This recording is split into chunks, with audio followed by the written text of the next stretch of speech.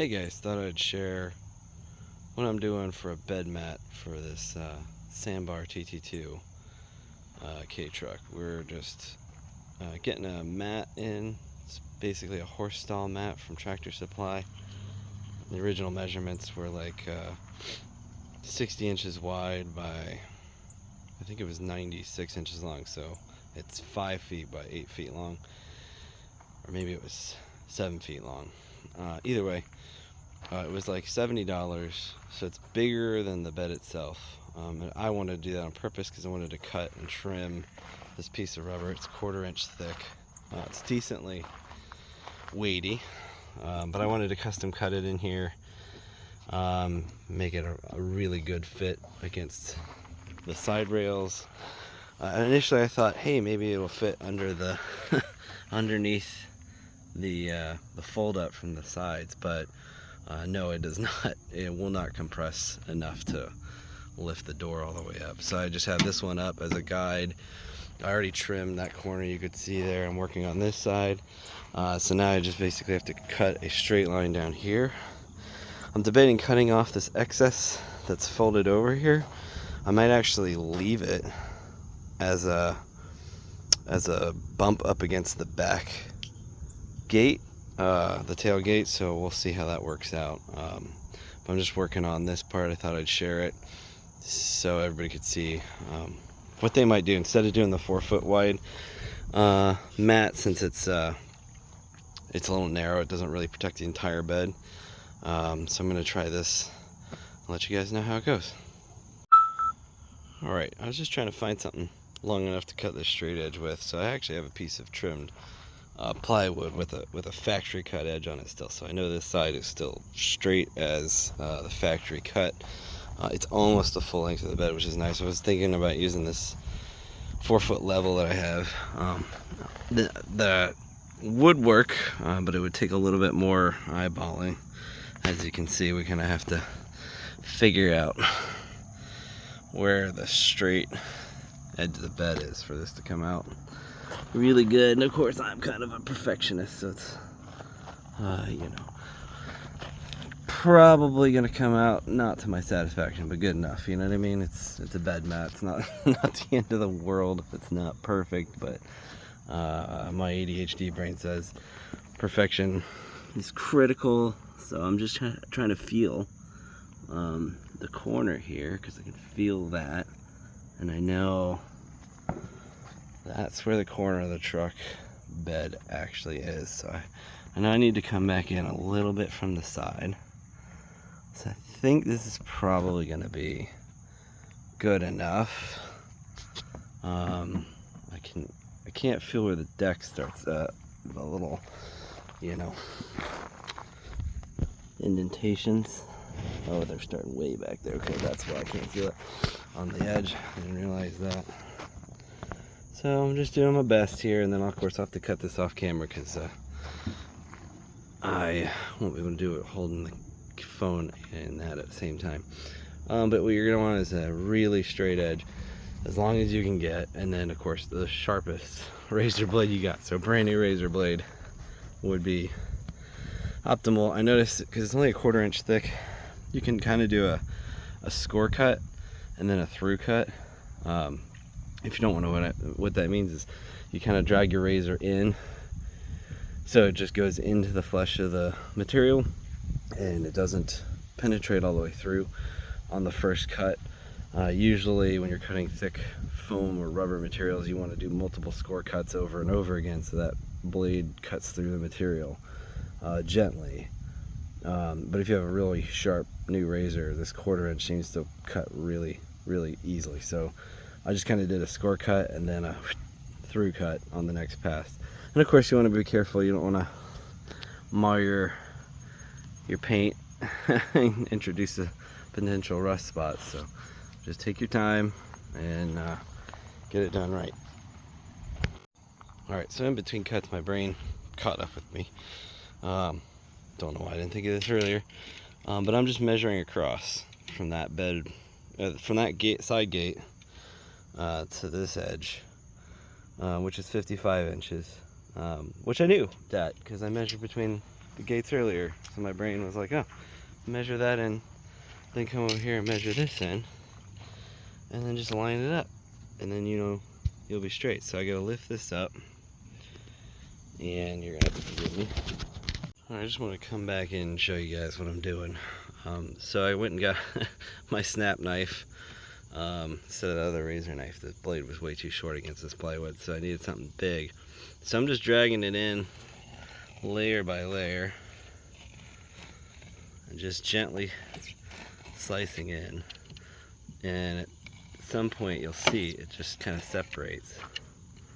So I'm not putting too much pressure on here because I don't want to, you can hear it kind of dig through. Oh, lost my guide. Oh, and you can see it. Some parts it opens up really well, and you can see it actually start to peel open.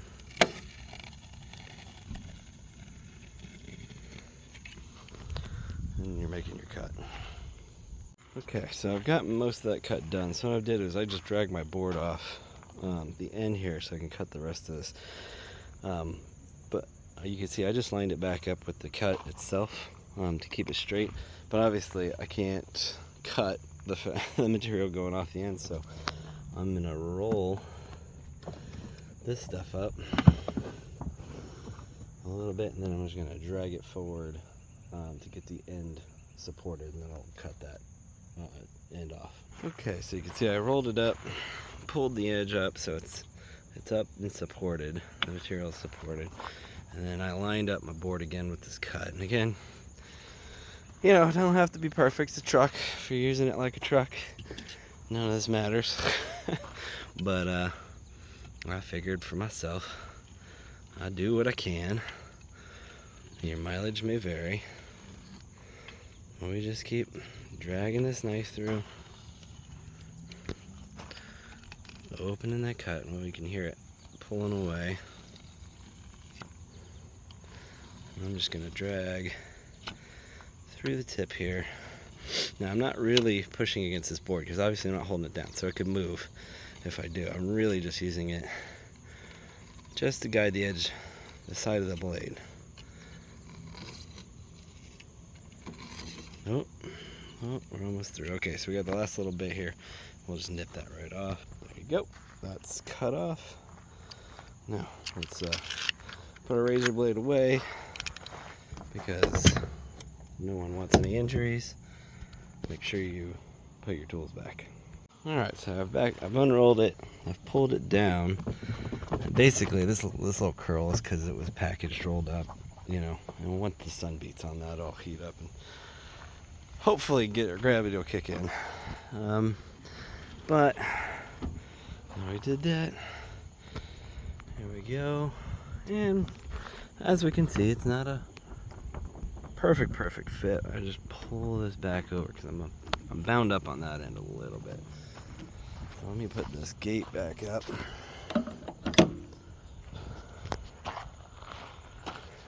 And lock it in. Yeah, so there you go. So it's just like a little bit of gap on each edge. So it's almost seamless. I'm gonna call that a win. I mean, that's really as tight as I was hoping to get it in the first place. So we'll just get it kind of lined up, and then let's see how this folds up actually. So obviously I left this slack on the end. So I'm gonna roll that up.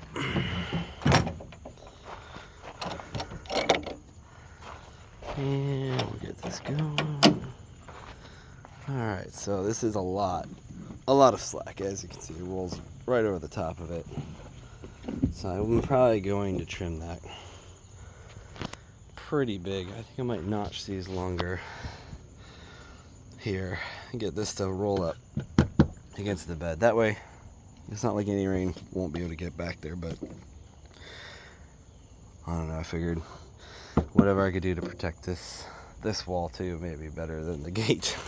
Since the gate could be had again, this wall would have to take some serious welding. Oh, we'll see. All right, project update. So what we got going on here is I pulled that slack up and from the back gate. So this is actually not as square as I'd hoped, but I think that's a problem from the factory. So I have a little bit more of a gap than I do down on that corner, but that edge is straight and this edge is straight, so these are parallel, but that end is not parallel. I could trim that up and make it square if I really get nitpicky, but this happened. This thing almost comes up completely to the lumber stay, which is kind of good news, because I was thinking, hey, maybe I could put it behind it. So I unbolted the bottom bolts to pull the rack back. It does slide behind it if you do that. However, it is because we're not flush at the wall right now, and obviously this trim needs to be cut to fit in this space. If I do that, it will not actually be tall enough. You can see in the middle, it's actually below the rack. So I thought the offcut from the side that I cut off, I can just take a strip of that, double it up, you know, make it like an overlap, like that. So this goes under that, gets clamped, and this kind of retains that edge. So I'm going to try that. That's 50 inches wide, that space between here and that bend over there. So I've already cut that. So I'm going to trim. We'll find out. I'm going to trim this up and get this so this actually fits flush, and then I'll sandwich that in there. We'll see how that comes out. Alright, there we go. The liner is in. Kind of trim this up a little bit. It's raised up, so it looks like it's not really square, but it's pretty square now. But now you can see what I was talking about. I had to pull this forward a little bit, and then I actually used that level to push in here to hold this middle part up while I fed it in. And I got this through. I tried to do it low, like underneath the lip here, but it's not thick enough. It just was basically falling out, so I knew as soon as you started driving it would fall out, and that defeats the point. So I had to pull it up a little further than I wanted to, but at least it's clamped in there now. You can see I'm pushing down on it, it's in there. So that'll offer some deadening, impact resistance, and probably some sound deadening in there as well. Yeah, so I trimmed it out, got it to fit behind everything. It's a little loose. I mean, the best thing you could do probably is glue it, but who wants to do that, right? It's all about being temporary, because you need to get in and service stuff. So I think it looks pretty damn good. I don't know. Y'all let me know what you think.